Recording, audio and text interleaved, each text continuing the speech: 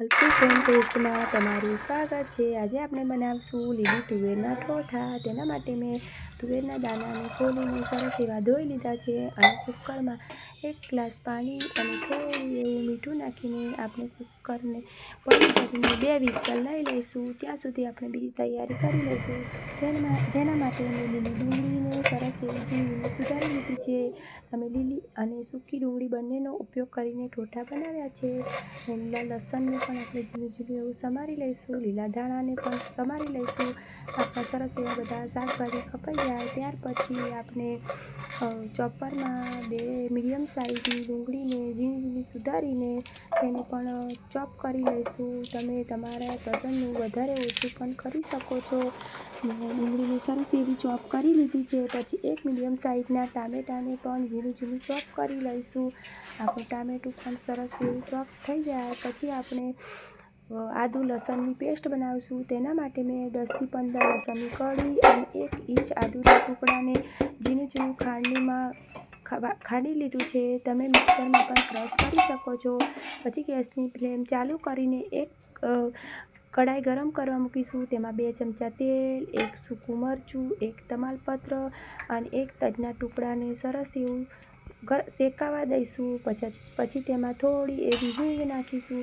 આપણા મસાલા સરસ થઈ જાય પછી તેમાં આપણે ચોપ કરેલી ડુંગળીને ગોલ્ડન બ્રાઉન થાય ત્યાં સુધી શેકીશું। આપણી ડુંગળી સરસ એવી શેકાઈ જાય પછી આપણે તેમાં જે આદુ લસણ અને મસાલાની પેસ્ટ બનાવી હતી તે નાખીશું। તેમાં આપણે 2 થી 3 ચમચી કાશ્મીરી લાલ મરચું નાખ્યું છે, 1 ચમચી હળદર, 2 ચમચી ધાણા પાવડર અને તમે તમારા ટેસ્ટ અકોર્ડિંગ તીખું વધારે ઓછું કરી શકો છો। આપણી પેસ્ટ સરસ મજાની બનીને રેડી છે અને આપણી ડુંગળી પણ સરસ એવી શેકાઈ ગઈ છે। તેમાં આપણે પેસ્ટ નાખીશું અને જ્યાં સુધી તેમાંથી તેલ સરસ એવું છૂટું ના પડે ત્યાં સુધી આપણે તેને શેકીશું। આપણું સરસ મજાનું એવું તેલ છૂટું પડી ગયું છે પછી તેમાં આપણે ટામેટાની પેસ્ટ નાખીશું। ટામેટાને પણ થોડી વાર થવા દઈશું। પછી તેમાં આપણે મીઠું નાખીશું।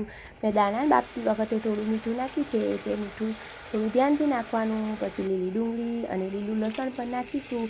તેને મિક્સ કરીને ઉપરથી તુવેરના બાફેલા ઠોઠા નાખીશું। પછી તેને પણ સરસ હલાવીને મિક્સ કરી લઈશું। થોડી વાર સરસ એવું થવા દઈશું। આપણું સરસ એવું તેલ છૂટું પડી ગયું છે પછી ઉપરથી થોડો ગરમ મસાલો, થોડો એવો ગોળ અને થોડા એવા લીલા ધાણા નાખીશું। આપણા સરસ ગરમા ગરમ તુવેરના ઠોઠા તૈયાર છે। ઉપરથી લીંબુનો રસ નીચોવીશું। આપણા ઠોઠા મસ્ત મજાના રેડી થઈ ગયા છે। તમે શિયાળાની સિઝનમાં બનાવો છો કે નહીં તે મને કોમેન્ટ કરીને જણાવજો।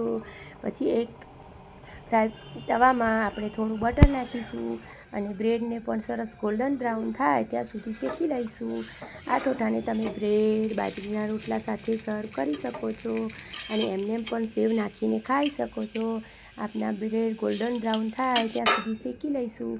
આપણા બ્રેડ સરસ એવા શેકાઈ ગયા છે પછી આપણે તુવેરના ઠોઠા સાથે સર્વ કરીશું।